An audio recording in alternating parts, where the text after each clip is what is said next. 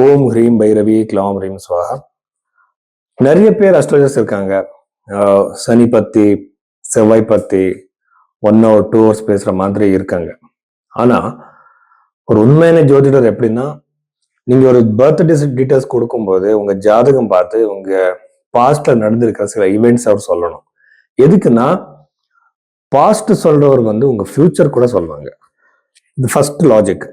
ரெண்டாவது இந்த 2-3 ஈவெண்ட்ஸ் அவர் சொல்லணும். எப்படின்னா, நீங்க நல்லவர் இந்த மாதிரி ஒரு ஜென்ரலா சொல்றது இல்லை.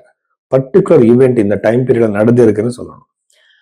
நீங்க அவர் ஏதாவது படிச்சிருக்கலாம், எந்த அஸ்ட்ராலஜி சிஸ்டம் ஆனாலும் கூட அவர் யூஸ் பண்ணிட்டு இருக்கலாம். ஆனா அவர் பாசிட்டிவ் ஈவெண்ட் சொல்லிதான் ஆகணும். அதுக்கப்புறம் நீங்க கொடுத்திருக்கிற அந்த டேட் ஆஃப் பர்த் வச்சு அங்க இருக்கிற லக்னம் என்னன்னு ஃபர்ஸ்ட் கண்டுபிடிக்கணும். நிறைய பேர் நீங்க கொடுத்திருக்கிற டேட் ஆஃப் பர்த்தை வச்சு சொல்றாங்க. இதுக்கு நம்ம ஒரே ராசியில எத்தனை பேர் பிறந்திருப்பாங்க, ஒரே டேட்ல எத்தனை பேர் இருப்பாங்க, இந்த நியூமராலஜி, இந்த டாரட் கார்டு, இந்த ராசி மேல சொல்ற ஒரு இவெண்ட் சொல்றது. ஸோ அதனால நிறைய பேர் கேட்பாங்க, சார் நீங்க எப்படி ஜோதிடம் பார்ப்பீங்கன்னு. நான் ஃபர்ஸ்ட் பாசிட்டிவ் இவெண்ட்ஸ் சொல்லி லக்னத்தை கண்டுபிடிச்சு அவர் ஃபர்ஸ்ட் அவரோட கைரேகை, இந்த சைனீஸ் பாமிஸ்டா இருக்கலாம், வெஸ்டர்ன் பாமிஸ்டா இருக்கலாம், கைரேகை வச்சு அந்த ஈவெண்ட் நடக்குமா இல்லைன்னு நான் பாக்குறேன். அதுக்கப்புறம் பிரஷ்ன சாஸ்திரம் பாக்குறேன். பிரஷ்ன சாஸ்திரத்துக்கு அப்புறம் எல்லாமே சிந்தசைஸ் பண்ணி ஒரு ஈவெண்ட் நடக்குமா இல்லையான்னு கண்டுபிடிக்கிறதுக்காக நான் நிறைய டீட்டெயில லேயர் பை லேயர் பாக்குறேன். இது சயின்டிபிக்கான மெத்தட். நிறைய பேர் இப்படி பார்க்க மாட்டாங்க. ஸோ அந்த அந்த ராசி பத்தி ஒரு 1 hour 2 hours பேசுவாங்க. ஸோ அதெல்லாம் இதுக்குன்னா யாராவது ஒரு கிளைண்ட் நமக்கு வந்திருக்காருன்னா அவருக்கு ஃபியூச்சர்ல நடக்கிற சில விஷயங்கள் பத்தி அவருக்கு 100% நாம கிளியரா சொல்லணும். அதுக்கப்புறம் ரெமெடிஸ் கொடுக்கும்போது புரோத் பராசர ஒரு சாஸ்திரத்தில் இருக்கிற ரெமெடிஸ் தான் கொடுக்கணும். எதுக்குன்னா அங்க ரொம்ப சிம்பிளான ரெமெடிஸ் இருக்கு. பெருசான பூஜை, ஜெம் ஸ்டோன்ஸ், இந்த கருங்கை மாலா, இந்த ருத்ராட்சி எல்லாமே இல்லை. தானம், மந்திர ஜபம் தான் இருக்கு. சோ இந்த மாதிரி எல்லாம் நம்ம பார்க்கணும். இதுக்குன்னா ஜோதிடத்துல காலசர்ப்ப தோஷம் இல்லை, புரோத் பராசர ஓர சாஸ்திரம் நீங்க படிச்சா அங்க பித்ருதோஷமும் இல்லை, செவ்வாய் தோஷமும் இல்லை. ஸோ நிறைய விஷயங்கள் இருக்கு பேசுறதுக்கு. ஸோ இப்படி உங்க ஜாதகத்தை சயின்டிபிக்கா பாக்குறதுக்காக நீங்க பைரவி ஆஸ்ட்ரோல நீங்க உங்க கன்சல்டேஷன் புக் பண்ணலாம். ருச்சிக ராசி 2026 மார்ச் 22 அப்புறம் இந்த ருச்சிக ராசியில பிறந்தவருக்கு என்னென்ன பாசிட்டிவ் நெகட்டிவ் இருக்கு நம்ம பார்க்கலாம்.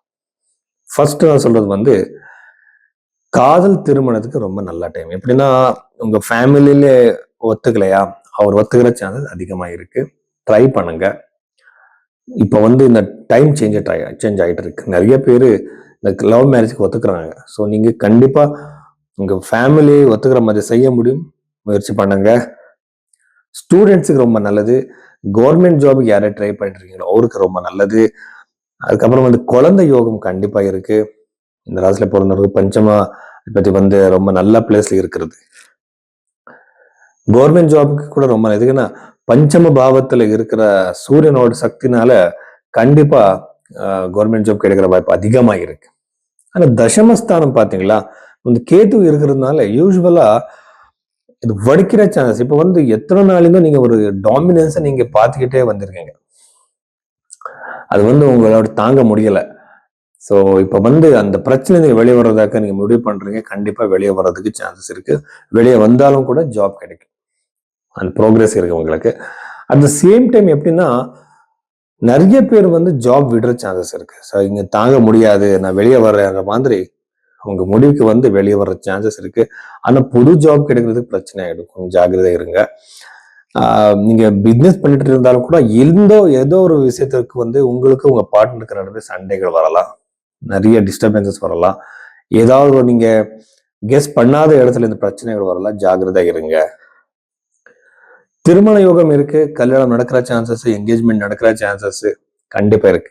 செகண்ட் மேரேஜ் அதிகமான சான்சஸ் இருக்கு. யார் யார் செகண்ட் மேரேஜ் ட்ரை பண்றீங்களோ நல்ல ஒரு ப்ரொபோசல் கிடைக்கிற சான்சஸ் இருக்கு.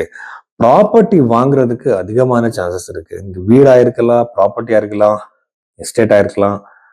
ஏதோ ஒரு நீங்க வாங்குற சான்சஸ், அந்த தாட்ஸ் மனசு மேலே கண்டினியூஸா வரும். உங்களுக்கு அந்த என்விரான்மெண்ட் கூட கிரியேட் ஆகும். இதுக்கு அப்புறம் உடம்பு பிரச்சனை, ஹெல்த் சம்பந்தப்பட்ட பிரச்சனை, எஸ்பெஷலி ருச்சிக ராசியில சந்திரன் நீச்சமா ஆனதுனால கண்டிப்பா இவருக்கு நெகட்டிவ் தாட்ஸ், டிப்ரெஷன் அதிகமாக இருக்கும். அமாவாசை பௌர்ணமி வரும்போது அதிகமாக இருக்கும். ஜாகிரதை இருங்க. குடும்பத்திலேருந்து வெளியே போற சான்ஸ், இங்க இந்த வீட்டுல உங்களுக்கு இந்த தாங்க முடியல, ஏதோ ஒரு பிரச்சனை நடந்துட்டு இருக்கு நிறைய நாள் இருந்து, அதை சரி பண்றதுக்காக நீங்க முயற்சி பண்ணீங்க. ஆனா அவர் யாருமே கூட உங்களுக்கு சப்போர்ட் பண்ணல. ஆனா இப்ப நீங்க வெளியே வர்ற சான்ஸ் அதிகமா இருக்கு. சில பேர் ஸ்டடீஸுக்காக, எஜுகேஷன் பர்பஸுக்காக, வேலைக்காக வீடு விட்டு வெளியே போற சான்சஸ் அதிகமா இருக்கு. ஆனா போனால் உங்களுக்கு சக்சஸ், வெற்றி கண்டிப்பா இருக்கு. ஸோ இவ்வளவு விஷயங்கள் இருக்கு. ஆனா வெஹிக்கிள்ஸ்லயும் போகும்போது ஜாகிரதை இருங்க. சந்திரனுக்கு சம்பந்தப்பட்ட பீஜ மந்திரம் மட்டும் ஒரு யந்திரம் வாங்குங்க. நான் அனுப்புற யந்திரம் சொல்லுங்க. ஜெம்ஸ்டோன்ஸ் போடாதீங்க, இந்த ருத்ராட்சி இது எல்லாமே யூஸ் பண்ணாதீங்க. இதுக்கப்புறம் அது எல்லாமே இல்லை ஜோதிடத்துல. மந்திரம் மட்டும் தான் இருக்கு. அது பண்ணுங்க. அதோட வைப்ரேஷன்னால கண்டிப்பா உங்களுக்கு சக்சஸ் வரும்.